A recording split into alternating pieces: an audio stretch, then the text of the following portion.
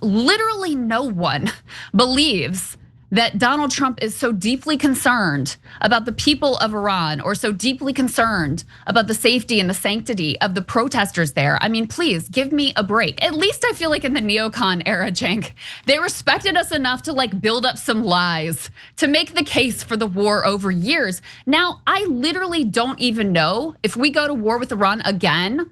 I don't even know what they are aiming for. Joining me is Krystal Ball. She's host of Breaking Points along with Sagar and Jetty. Krystal, welcome to the show. Great to see you, Cenk. Thanks for having me. No problem. All right, so Krystal, there's a lot to talk about. I want to talk about current events, and I want to talk about overall what your sense of a revolution is, and if we need one, and how we could do it. Okay, but first, let's start with current events. It looks like we are on the precipice of war with Iran. Sounds like a spectacular idea, doesn't it? Oh my God. I mean, do we ever learn anything from anything? And I mean, you talk a lot about democracy, and I think that's what this program is really focused on. Like, this is not something that the American people want whatsoever. But it seems like Trump has surrounded himself and been persuaded by a bunch of neocons and the Israel lobby and Netanyahu, who's constantly pushing for not even regime change, but regime collapse in Iran. And so sadly, I think after the first strikes on Iran, you and I and many others said, it's probably only a matter of time before we go back in. So listen, nobody knows exactly what's gonna happen. Trump made some sounds today about like, oh, the protests are dying down, and maybe there wasn't as much killing as being said because he'd drawn this red line. But I am deeply, deeply concerned about where we're going, and even obviously zooming out from Iran. Like, they have effectuated a policy abroad that is just might makes right. We have the weapons, so we're gonna throw our weight around, law of the jungle. And I think it comes directly out of the lies getting us into the Iraq war, and then even more directly out of the barbarism that we all watched unfold in Gaza. I mean, if you can commit a genocide in 4K, live in our feeds every single day, and get away with it, like, yeah, you can do anything you want, apparently, in the world, and they feel like they can act with absolute impunity. So I want to talk about media more because it makes such a giant difference in the country. And so let's start with mainstream media because Krystal, you and I were both anchors on MSNBC, and so we worked within that machine, and so we know a thing or two about it. And now, like, look, I've been calling out that stuff forever, and you have as well. And part of the reason I left MSNBC was to tell the story of how they wanted me to do only Democratic propaganda, and I didn't want to do that, et cetera. So we're familiar with all that. But even so, even at this late date, even me, like if anybody watches the Young Turks, nobody attacks mainstream media more than I do. Not any right winger, not anybody, right?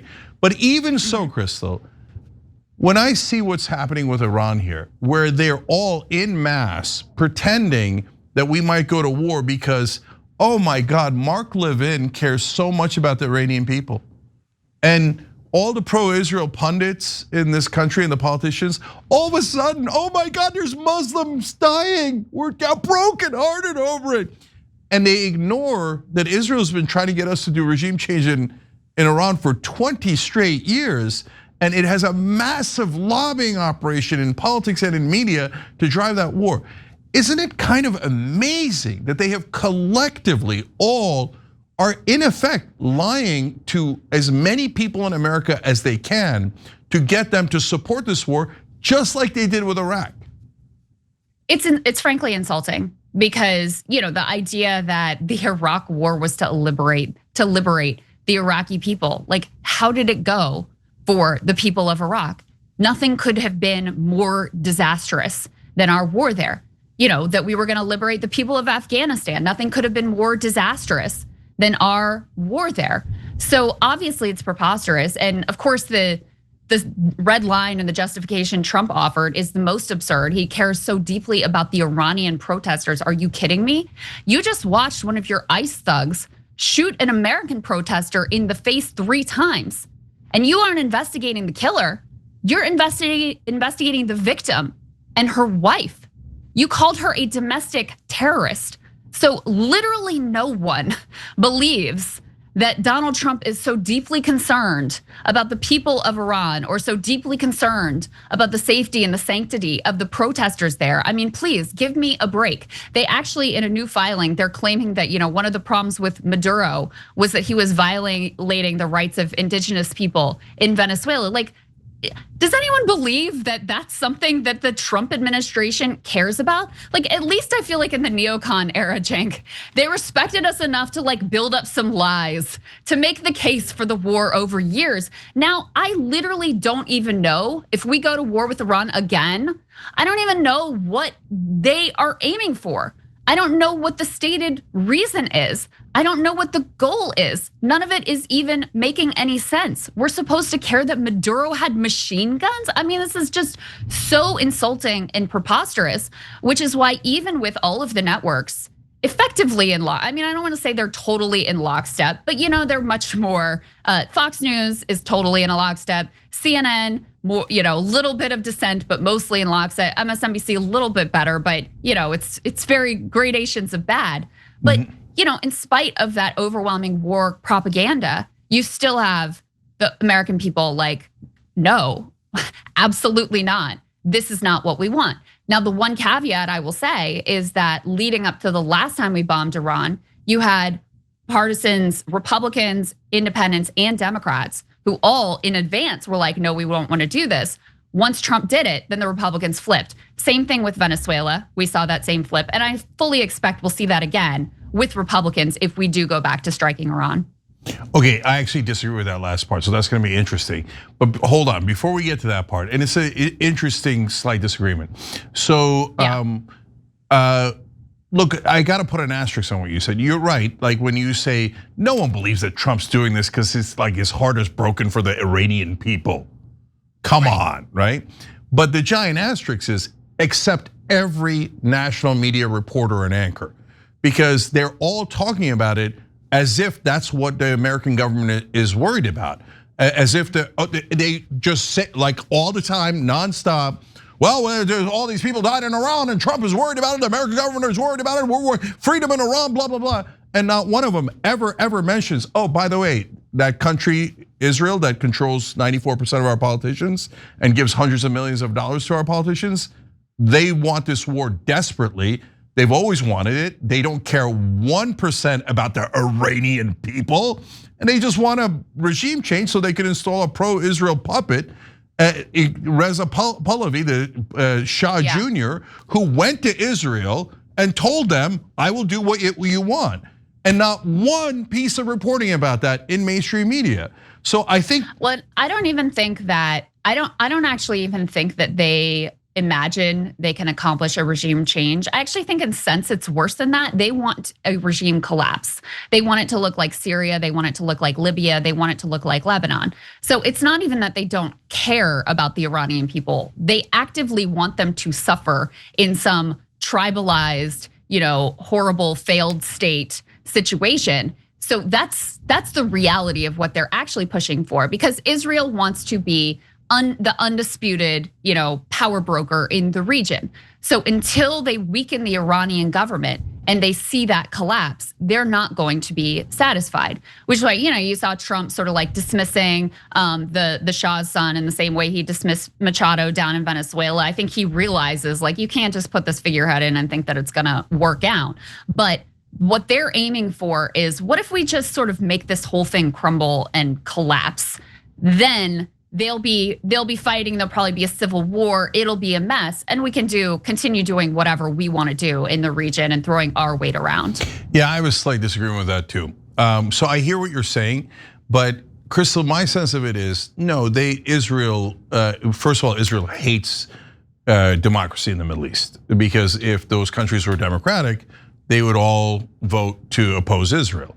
But instead they put in puppets that say, oh yes, oh Israel, oh well, it's problematic, we are so worried, we support the Palestinians, and then just sit on their ass and don't do anything, right? So I think my sense of it is that Israel's desperate to put the Shah in there. A dictator puppet is exactly what they want. They don't want democracy, and I would say that they don't want civil war. Why? Because usually fundamentalists win in extremists win in a civil war. So if Iran got into a civil war, somebody worse than the Ayatollah would probably emerge. And if they had any kind of popular support, their first move would be to attack Israel. So if that's what they want, they're way dumber than I thought they were. Okay. Well, I think they just want the collapse that they were able to push for in Syria, Lebanon, Libya. But I think we both agree they're certainly not up to any good and do not have the best interests of the Iranians at heart. And I think there are genuine people who look at the regime in place in Iran and are like, it's bad, it's repressive. I don't disagree with any of that, right? Of course. And who would like to see who would like to be able to embrace the noble aspirations of the protesters. But there is no way that you're going to get a democratic outcome in Iran where it truly is up to the Iranian people, so long as the US and Israel are messing in their business. I mean, that's just the truth of the matter. Yeah. So you're either going to have the regime that's in place, or you're gonna have, to your point, some horrendous puppet dictator of the West. Those are the two choices that are on the table. They're both horrifying, and to pretend that you're gonna have this blossoming of democracy when we and Israel are deeply invested in this whole thing, like it's just a complete and utter fantasy and does a complete disservice to the American people to pretend that that is an option on the menu. Yeah, so now I'm positive that we're gonna go to war, and part of the reason I say that is the aircraft carriers are on their way. So Trump says, oh no, maybe we will do a deal with them. That's exactly what he said right before he attacked them the first time. Yeah, right? That's right. So, well, he uses diplomacy, and this is one of the things that's really disgusting about him. He uses diplomacy as cover for attacks, which is not only, it's like immoral, but it also means, why would anyone ever come to the table with us? Why would anyone ever invest in diplomacy when multiple times in the past it's just been a pretext to allow either ourselves directly or Israel to attack? Yeah, and the only thing worse than what Trump does, which is like, oh, let's do diplomacy. Just kidding, I distracted you while I bombed you, is Israel, which murders peace negotiators, like very regularly. Oh, you're gonna negotiate peace with us? Oh, come. So like, word to the wise, if Donald Trump or Israel invites you to a peace negotiation, it's actually a wedding at Red One. So don't go, they're gonna kill you. So now, okay, so I believe the war is going to start, and I believe it is going to be an epic disaster. So Trump is Icarus, he's like, oh, I kidnapped Maduro, I bombed their nuclear facilities, I'm invincible, and this is gonna be easy. It's not gonna be easy at all, because if we topple the Ayatollah, they consider that a success. No. Then the Iranian Revolutionary Guard is going to take over. They're not just gonna be like, oh, we have all the weapons inside Iran, but will surrender? No, they're gonna have a power fight within themselves, and the most vicious dude in the world and probably several vicious dudes are gonna come out of that, and then we're gonna be mired in that muck. At some point, we're gonna lose some service members, and they're gonna use that to drag us more into war. But I'm curious about the next stage, right? Because there, Krystal, again, we might, that's why we have these conversations, have a little bit of disagreement about how it's gonna go, but I'm not sure. So, okay. My sense of it is Tucker and Candace and all those guys on the right are already off this train, right? They're like, I don't want this war, this is dumb. Not only do they not want the Iran war, I was pretty surprised that Tucker was like, no to Venezuela. That doesn't make any sense either. So that's a fascinating development. Then you have all the Rogans and the Dillons and all those guys who are now saying, hey, ICE is vicious and wrong, and we don't want it, and this is not what we asked for, etc. And they're generally anti-war, and Dillon's been very anti-war, so is Theo Von, etc. I think the minute we get into a significant mess, all of those, not all the right-wing shows, some of the right-wing shows, but critical ones, almost all the independent shows are gonna go, yeah, no, screw Trump. This is not at all what we wanted. And that could make a massive impact. And that's what's different about this versus the Iraq war, where it was us and Amy Goodman going, no, And everybody else in media going, this is gonna be fantastic. Let's go deeper and deeper into this quagmire. So I think that could make a big difference. Now, do you think that that's what's gonna happen with the podcasters in the right wing? Or do you have a different point of view on that? And do you think it can make a difference if it happens? I mean, it depends on just how bad it is, right? Because all I can go on is the experience we had. So leading into the first Iran war, the 12-day war, or whatever he calls it. Sorry, I'm not supposed to cuss on this show, sorry. Anyway, whatever he calls it. There were those voices, right? There were actually Charlie Kirk went to the White House, Tucker Carlson. There was some genuine resistance within certain elements of MAGA who were like, we should not do this. Then it was short. And Trump seemed to get his like mission accomplished moment. And in fact, what happened after that is the people who the Shapirs of the world, those people who were for it all along came and said, see, you people were wrong. You were stupid. You were saying the sky was gonna fall. Actually, this was easy and this was great. And so there has been, there was almost a quieting of those voices that had previously been critical. They were, oh, well, I guess this didn't go as poorly as it could have gone. Venezuela, leading into the kidnapping of Maduro and the strikes on Venezuela, there was very little in terms of MAGA pushback. And this is something that Sagar and I talked about. He was opposed to it and he was very disheartened that there were so few voices on the right who were opposed to it. I think I work with most of them, there's a handful others outside of it. And similar deal, afterwards, they're all out there, even people like, Nick Fuentes, who I think is disgusting because he's a neo-Nazi, but he tends to position himself as being like anti-interventionist. He was for it beforehand. And afterwards, he's like, yeah, this, I think this went well, mission accomplished. Here's my American flag emoji. So, and on the right with the base, if you look at it, it's very popular. So look, everything depends. If it's an absolute quagmire and a mess and it's undeniable and Donald Trump can't spin it, yeah, do I think that some of those, more like the bro podcasters and those places that have voiced their criticism at certain times, do I think they'll come out against it? Yeah, but it really, really depends. I mean, I have to tell you right now, Cenk, because I am extremely depressed and dispirited by the lockstep defense with the MAGA base of putting aside, like I know Rogan said some critical things. I said, no, Tim Dillon said some critical things, but in terms of Donald Trump's MAGA base, I am so disgusted with the way that they have embraced the narrative that Renee Good was a terrorist, embraced the military occupation of American streets, embraced this terror campaign and these Gestapo thugs, and actively in certain cases celebrated the death of Renee Good. So, there's a percentage of the country, this rock solid MAGA base that I just think has an ideology that is truly heinous and grotesque and not one that can really be sort of like rationalized with and reasoned with, and which flips on a dime just depending on what Donald Trump does and what his view of the day is. Okay, great. So let's get into that conversation. So number one, your analysis of how they reacted after Iran and Venezuela are absolutely correct. I totally agree.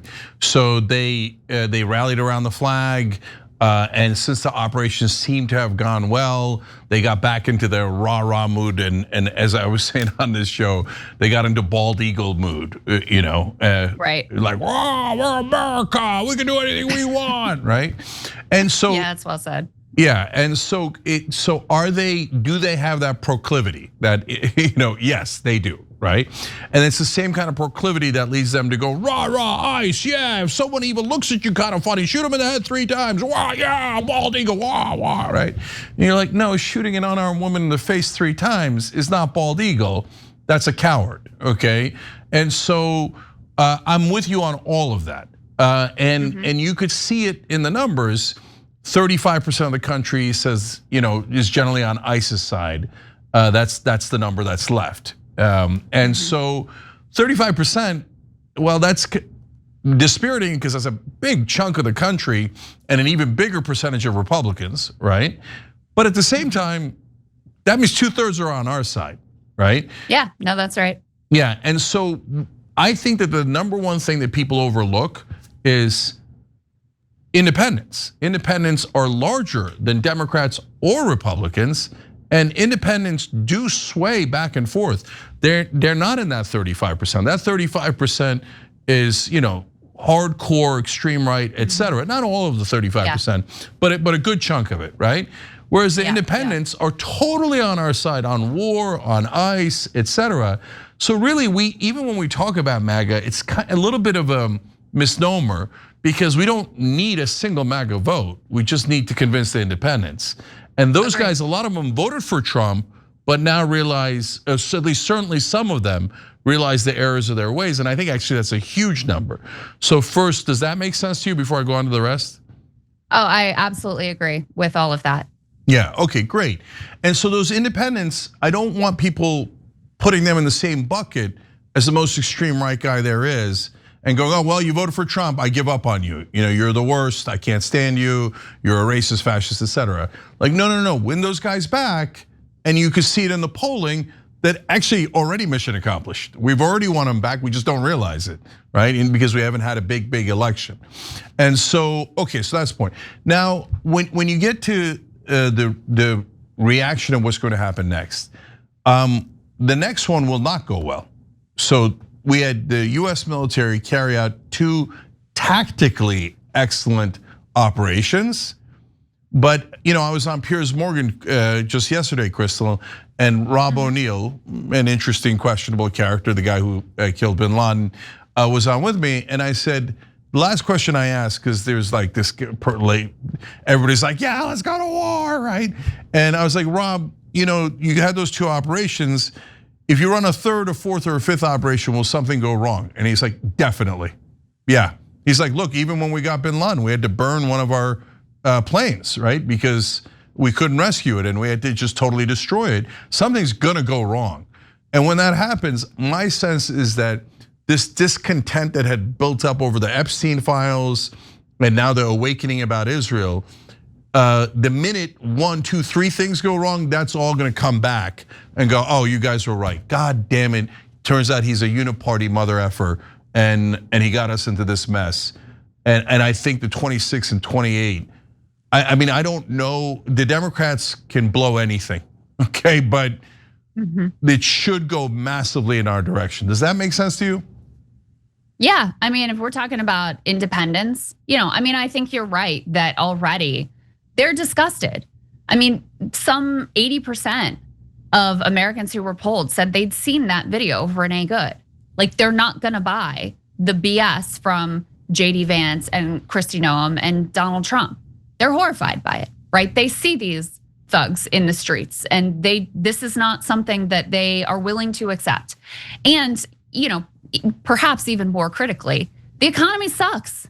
And Trump is off doing his foreign adventures. I'm gonna make Venezuela great again. I'm gonna make Iran great again. I'm gonna grab Greenland, which almost literally no one wants.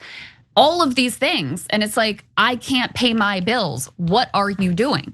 So yeah, I think the midterms are, even if Democrats continue to suck because they haven't been great, I think the midterms will be a romp for Democrats just by default. I think 2028, Democrats will be very well set up. And then as you and I both know, the critical question is, well, what are you going to do with that power? Because just as easily as Trump and JD Vance and the crew could be vanquished, this fascist movement can easily rise from the ashes and come right back if people don't see their legitimate material needs and aspirations fulfilled. And so that's where it's really critical, and I know I'm singing to the choir here, but it's really critical that we fight for a Democratic Party that isn't going to just be a default, okay, we're not as bad as those psychos over there who are like Nazi posting on Maine all day long. We're not as psycho as them. It has to be that there is a positive, affirmative vision offered, and critically that it confronts capital, that it actually is, that movement actually is on the side of working people and takes their side when there is a conflict between their interests and the interests of the billionaires. And so that's the way that I'm seeing the landscape. And I think that's possible. I think that the Democratic base really has their eyes open right now. That's what makes me really hopeful. I mean, the independents as well, but in terms of the direction of the Democratic Party, it's gonna be the Democratic base that primarily has the voice there. And I think there's a possibility. I'm not going to get out over my skis, but I do think there's a possibility there. But that's going to be an absolutely existential, truly existential fight and battle for the country. Yeah, so many things you said I want to comment on real quick. Yeah, ironically, Trump has turned into Biden, right? Biden used to brag about, all the NATO leaders love me, so I'm going to win the re-election, and they had to tell him, no one in America cares about foreign leaders. Like you're not getting it at all. And now Trump's like, what do you mean? I made Iran great again. And well, did you see Trump say to the Republican caucus, he was like, you have to tell me what's going on in the mind of these voters. It's like, wow, have you ever lost your touch? He can't understand why people are dissatisfied, and that is just insane. Yeah, all right, I've now come up with a new term. I mean, I did the bald eagle thing, but I'm now gonna call them the Bald Eagle Coalition. Okay, so those guys, even some of the Republicans that are supporting what ICE is doing, that like what we did in Venezuela, the minute that Iran turns into a mess, they're gonna go, oh right, anti-war, yeah, right, I meant anti-war, right? Because I think that part of it is that they hate the idea of America being controlled by a different country. And they have now begun to realize, yeah, Israel runs the place. And they are going to be very unhappy by that. In fact, I'll do another fun prediction here. I think that Trump, the people he has to worry about most in terms of his physical safety, et cetera, and in the anger towards them is the bald eagle crowd when they realize that Trump duped them and he's uniparty elite and serves a different country. They're going to be 20 times angrier than the left, and it's going to be problematic. So, okay, so that's established, and we talked about that. Now I want to turn to what you, and one more thing about the Democrats. Totally right, yeah. Krystal. So, as we see independents awakening, Epstein files, Israel, et cetera, even some portions of MAGA, we also have an awakening on the left, on the Democratic side, because you and I have been in the populist progressive camp for a long, long time. But now, like I was just on the I've Had It podcast, and they were like, we were wrong to support Hillary. Bernie was right, right? And there's this awakening on that side going, we should have gone populist. What were we thinking? And they got lied to by mainstream media. Being popular will never work with the American people. Pick the corporate candidate. Americans love people who give speeches to banks and collect millions of dollars from it, et cetera. So I think that's super exciting. So, and again, guys, Krystal shows breaking points, and she does it with Sagar. Super interesting, make sure you're checking it out. So now, and it's populist left and populist right. Another reason why it's a really interesting show. So Krystal, what's your sense, a big picture of the kind of change that this government needs? Because you said, if the Democrats get in, they're gonna have a historic opportunity, and we're both worried, anyone paying attention is worried that they're gonna blow it, right? Yeah. So what do you think they should do? What would be akin to a revolution here that would get us back on the right track? Well, I mean, first you have to clean up what has been done here, and that in and of itself is a monumental task. I mean, just putting back together the pieces of the government that were intentionally destroyed by Doge and throughout this administration is, a huge undertaking. You have to do that. You have to have accountability for the criminal wrongdoing that has been done here. Some people need to go to prison because you cannot try to take the rights of the American people and then we just go back to normal and pretend like this never happened. There needs to be elite accountability for the crimes that were committed here. I think that's actually extremely important for us to be able to move forward. Then you have to check these tech oligarchs who want to suck up all of our natural resources, take all of our jobs, consolidate all of the wealth and power in their own hands, and by the way, potentially destroy all of human civilization. You have to check them through taxes, you have to check them through regulation, and I think there needs to be public ownership of these AI technologies so that you can have democratic control. In the meantime, I fully support Bernie Sanders' effort to halt the development of data centers so that we can have a chance to have a democratic debate about what the development of AI looks like, who owns it, and who benefits. Then of course we know there has to be a focus on people's material needs. You must surge affordable housing and not this like public-private partnership. We really need direction from the top so that we're not reliant on the whims of some developer and what may or may not be profitable for them. You have to have, of course, Medicare for all. Then we need to look at things like, is it a jobs guarantee? Obviously, union rights. We all know what the litany of, the sort of social democratic program is, but it has to be done in an aggressive, no excuses manner. And I think Zoran's providing really a model in New York that is very aspirational on a city level, where it's not only the grand vision. I saw today they're already signing up for pre-K and 3K, universal pre-K and 3K, which is extraordinary. But he's also doing things like, they deep cleaned the subway system. Just something that makes working people's lives a little bit nicer, that makes their day a little bit measurably nicer. Paying attention to those details where life is not just about work, but life is about the experience and the quality of your day. So those are the sort of things that I think have to be done in order for us to move forward as a country. Oh, and I'd be remiss if I didn't mention, you have to abolish ICE. This is a rogue organization which has been set up to serve the needs and the diabolical whims of Stephen Miller and Donald Trump. They have been rogue for years at this point. Yes, we need immigration, or that function can go to the agencies that were performing that function before ICE got set up, but it has to be gone. That is part of the accountability project that has to occur. Okay, so first of all, deep cleaning the subway is genius. I'm super glad he's doing that. It's going to be like the most popular thing in New York. Okay. And also building public restrooms too, which having lived in New York with little kids, it's like, oh my God, that would be a godsend. Yeah. They'll turn into a mess, but let's give it a shot. I love what he's doing. Okay, so now, Krystal, as you explain that litany of things that you think he has to do, or the Democrats have to do, Medicare for all, taking on the tech bros, taking on Israel, public ownership, abolishing ICE. This current Democratic Party, as it is constituted, will not come within a million miles of doing any of those things. Okay, so what are we gonna get? Cory Booker is gonna grow a spine, and Klobuchar is gonna push legislation through. There's a 0% chance of that. So then, what I think we need is a revolt within the Democratic Party.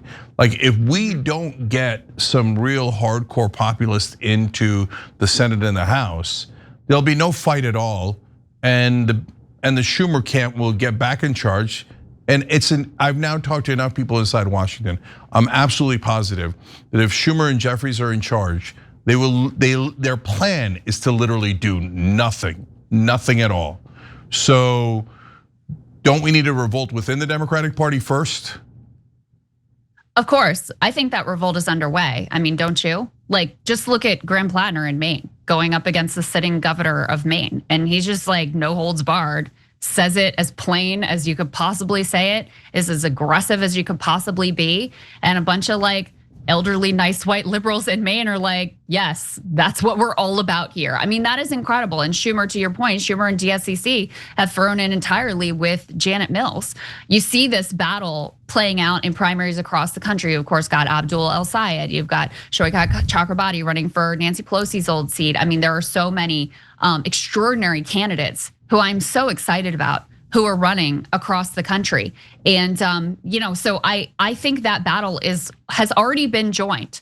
I don't think it's that the Democratic base is sitting back and no one's doing anything. Like what you're talking about, the revolt from within, that's already happening. Now, success is not guaranteed, of course, right? The establishment is not gonna just roll over that easily. And you also have to worry about, does the Democratic base get tricked by like Gavin Newsom doing the resistance posture very effectively, but then siding with billionaires every time that it counts. We have to make sure that people are paying attention to the details, that it's not just stylistic. So there are a lot of places and potholes along the way. But that's the one thing that does make me feel encouraged, is that I already see that fight happening. And I'm very excited about the way that it is going this far, because back in 2016, back in 2020, the Democratic base, they liked their leaders. They thought Nancy Pelosi was fighting for them. They had very high approval ratings. They still had thought very highly of their media institutions, MSNBCs, the CNNs, the New York Times, et cetera. the bloom is off that rose. They don't have the power and the capacity to manufacture consent the way that they did in the past. And that in and of itself opens up opportunities that never existed. If we can make it there and if we can survive as a country to get to that place, and that, I have to maintain optimism that it's not too late to not only just turn back the damage and the horrors that have been done, but actually build something out of the ashes that is truly extraordinary and meets the needs of working people in America. Yeah, so obviously I agree. Shoykat Chakrabarti, among others, is in Rebellion PAC. PAC I started it, Populist Left, Randy Bryce, Richard Ojeda, Ro Khanna, Josh Turk, a really important Senate candidate in Iowa who's leading that Democratic race. Hartzler Gray, very progressive young candidate out of Missouri. So everybody check out Rebellion PAC when you get a chance, but check out all of the Graham Plantners and Abdullah Al-Sayeds, et cetera, that Krystal mentioned, who are all wonderfully populist, anti-authoritarian candidates that are running to take the Democratic Party in the right direction. So last question then, Krystal, and it's an impossible one, and so but I'm gonna ask it anyway, which is, okay, 2028 candidate, any inklings of a person yet?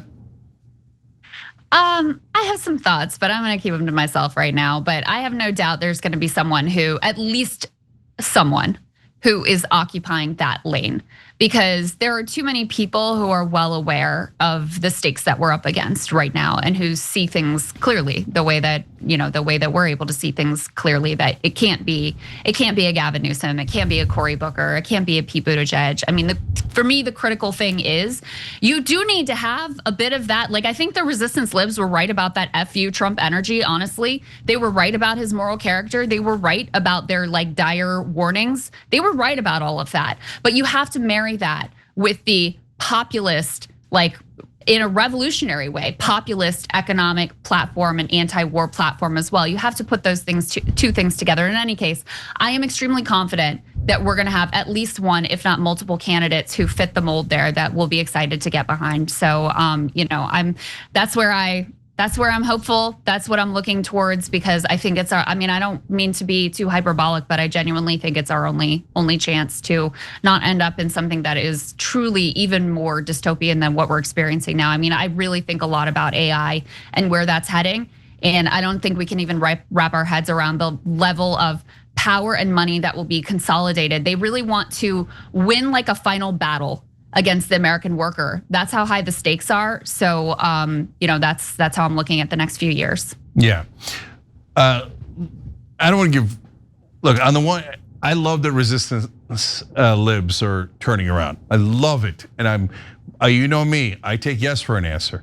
I just can't help but say, we all knew Trump was a con man. That wasn't the entire left was united on that. That's not the issue. And so for me, for example, I think attack the politicians, attack the media. Don't attack the voters. We need the voters. Bring them to our side, right? But I agree and I abide by that. However, I have to say that 30% of the country that is cool with the Nazi posting and that thinks that we should be a blood and soil ethno state, we are not winning them over. And we don't have to. We shouldn't be in coalition. Yeah, and we don't have to. You're right about that. We don't have to. Yeah. So I want all the best things for them, right? I want them to have the universal healthcare thing too. And I think people will be de-radicalized over time as their material needs are met. But I also am not looking through rose-colored glasses about where the country is right now and the distressingly high, not a majority, but distressingly high number of people who are totally excited about, not just accepting of, excited about an overtly fascist project. And I just think we have to be clear-eyed about that. Yeah, but I don't disagree with you, Krystal. It's just that when we say that, it makes all Trump voters feel like we're saying that they're on the extreme edge. And the reality is yeah, you're right. I mentioned the 35% supporting ICE, et cetera, but you mentioned Greenland. And a poll out as only 4% of the country in favor of attacking Greenland, right? So even among the 35% that you're concerned about, yeah, even an overwhelming majority of them are attack Greenland. Yeah, but watch what happens with the polls once Trump does it. No, for sure, it'll move up, right? Yeah. And Greenland won't be hard to conquer, so that's not the issue. But anyways, But the most important point is we don't need them. It's okay. It's okay. And you're totally right. If we win and it's a populist and he actually does the right things, and for the first time ever, they see somebody doing something for the American people instead of the donor class, oh, that'll change a generation of voters, for sure. That's what happened with FDR and happened to some degree with JFK and LBJ. So, okay, let's all hope, let's hope we get the right person. Let's hope that they actually deliver, because it'll make all the difference. Everybody check out Breaking Points. And you know what, Krystal, tell everybody how they can support you as well. Just if you go to breakingpoints.com, you know what, honestly, the best thing, if you guys don't mind going to our channel on YouTube, give us a subscribe, helps us in the algorithm, all that good stuff. We really appreciate that. So that's our big ask for this week. If you don't have to become a premium subscriber and pay the membership fee and whatever, if you just go over to our channel, give us a subscribe there, we really appreciate it. Yep, awesome. Everybody check out Breaking Points. Krystal Ball, one of the top media personalities in the country. We appreciate you joining us. Thank you, Cenk. Always great to see you.